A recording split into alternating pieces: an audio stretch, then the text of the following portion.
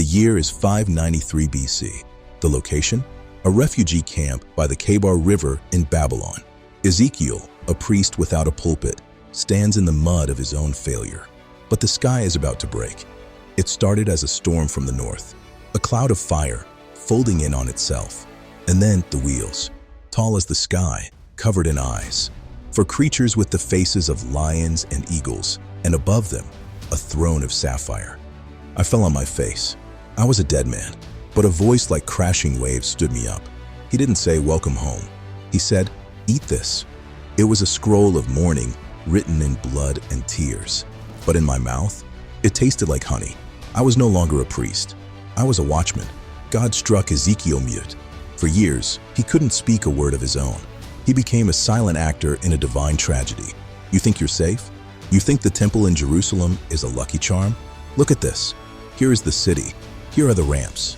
I lie here on my side, day after day, feeling the weight of your rebellion in my own bones.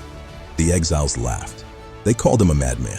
But in his mind, Ezekiel was in the temple. He saw the elders worshiping stone, creeping things in the dark. He saw the glory of the Lord, that radiant cloud of God's presence, hover over the threshold, hesitate, and then it left. The house is empty. God has moved out. Then came the day the runner arrived. Jerusalem has fallen, he gasped. The laughter in the camp died. The exiles didn't want to go home anymore. They wanted to die. They said, "Our bones are dried up. We are a graveyard." God took me to a valley. It wasn't a valley of men. It was a valley of refuse. Thousands of bones, bleached white by the sun. He asked me, "Son of man, can these bones live?" I said, "Lord, only you know that." So I preached to the skeletons. I told the dust to listen, and there was a noise, a rattling, a tectonic shift. I watched as invisible needles stitched muscle to bone and skin over flesh. They looked like men, but they were cold. "Come from the four winds, O breath, breathe on these slain." And the wind hit them. They blinked. They stood, 1,000,000 dead men standing as one army.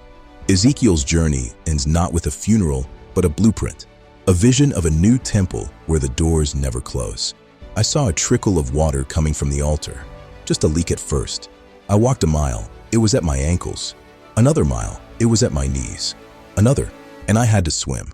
This river didn't flow to a garden, it flowed to the Dead Sea, the place where nothing grows. And as the water touched the salt, the sea turned fresh. Fish jumped, trees grew fruit every month, leaves that didn't just shade, but healed the nations. The people who were once abandoned realized that God hadn't left them. He was rebuilding them. The city wasn't called Jerusalem anymore. It has a new name now, Yahweh Shammah. The Lord is there.